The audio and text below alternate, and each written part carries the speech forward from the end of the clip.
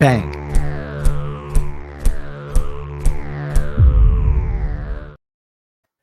Jack, if it wasn't personal enough on Saturday night when UFC President Dana White didn't put the belt on champion Francis Ngannou, didn't show up to the press conference after, Francis Ngannou shows up on the MMA Hour today with Ariel Helwani and just told the truth, basically just kind of aired out all the laundry.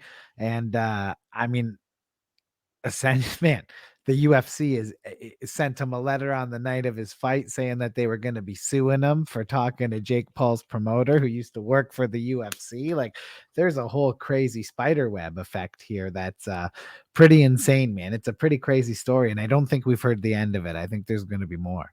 Well, not to pat ourselves on the back too much, but if you've been listening to us for the past 2 months here, we've been telling you we think this is a lot worse than, it's getting made out to be in the media and everything. I wasn't too surprised to see these cheap shots thrown by Dana White. Something happened in that time frame, whether it was just contract negotiations or something else. But when Francis went to Cameroon after winning the belt, Dana White has been nothing but a bat out of hell after Francis. Oh, yeah. So I wasn't shocked to see him pull these. I'm going to sue you. And of The course, problem is Francis doesn't care. They've offered him what they consider to be top dollar, like for anybody that they've been offering. But Francis understands, and he's always again, I'm surprised at the amount of people that are shocked about this.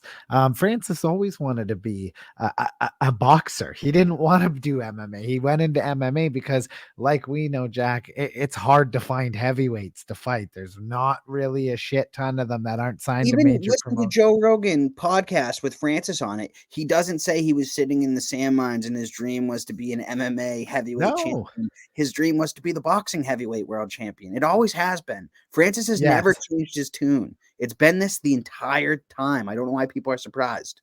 So now where it gets sticky is apparently the UFC is claiming they have some sort of evidence that he was talking with Jake Paul's boxing promoter. Now He used to work at the legality UFC. wise of it is like if he was talking to them before his fight was over, like what can they necessarily even do about it? Like I I mean, is think it this is just more everybody's throwing shit at each other. I think it's just empty threats. At the end of this, I think what you're going to see is nobody's going to get sued. Francis is going to sit out an entire year. I don't think we see him in the UFC octagon again. And then once he's able to contractually go somewhere else, he's going to go somewhere else. And my guess is it's going to be a boxing ring. I don't know if it's going to be against Tyson Fury. Obviously, that's appealing. That's the big money fight. But we're going to see how serious Francis is, because if Francis really does want to still be a heavyweight world champion, I don't think he goes right in and faces Tyson Fury. No, exactly. I got to agree with you there, Jack. He can't do that. That wouldn't be smart. There's plenty of great options at heavyweight for Francis Ngannou. I'm actually writing about that on tarpsoftsports.com. Probably be dropping tomorrow at some point. But yeah, like Ruiz, and there's tons of guys, dude. We can go through the list, but I'm going to save it for the website. But just saying, like, Dana White isn't used to not having guys come back. Like, he usually gets into these predicaments, they get there, but guess what? Then there's notoriety, and your sponsorships are higher. There's so many perks to being in the UFC outside of the money that you make in the UFC. The problem is, though, is like Francis Ngannou, like, look at Tyson Fury. You think he really wants to fight Usyk and try to? I mean, he wants to fight him now because he's really his only option. But Yeah. if Francis Ngannou becomes available after that, he's going to try to do that fight, because that's really the only big name left for him after after the trilogy with Deontay Wilder. They're just so far and above 1-2. And It's like Fury versus White just doesn't sell. It doesn't sell at all. what's that? Fury versus White. No. That's why he's trying to skip over to Usyk. That fight doesn't sell at all. No, Ngannou it's sells better than boring. I that. don't want to Ngannou see might that sell at all. better than Usyk and White. What's that? I would say Ngannou would sell better than White and Usyk. 100%. 100%, dude.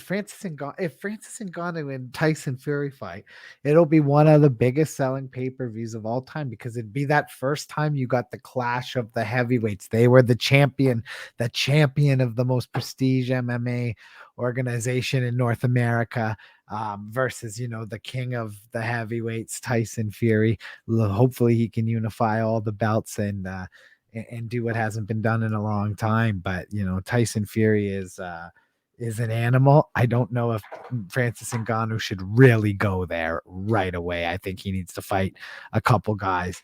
And but you know what? He's an all-around athlete, man. People doubting Francis. You'd be crazy to doubt Francis. I think if he's a guy who puts a year into anything, he's just going to be good at it. He's such a And he's already put talented years into individual. boxing. That's what people forget. He trained Yeah, boxing before he trained MMA. absolutely, man. Yeah, exactly, man. He was doing that before. So yeah, it's crazy, man. I think you are right. I think for now, it's the last time we've seen Francis Ngannou in the UFC octagon for a bit. There's always that chance that down the road, they could book him a fight years down the road or something. But the bridge is on fire right now, so it won't be for a bit. Yeah, it's not going to be anytime soon because I think he lit the bridge on fire today on the MMA Hour, which you like to see if he's acting that way. I mean, listen, at the end of the day, they paid like Wilder and Fury made 25 times what the entire UFC card made. It's like, I don't know the numbers, but I think UFC sells decent. There is some common ground. There are some lessons to be found here. And it's like, I think the Dana showed frustration on Saturday night,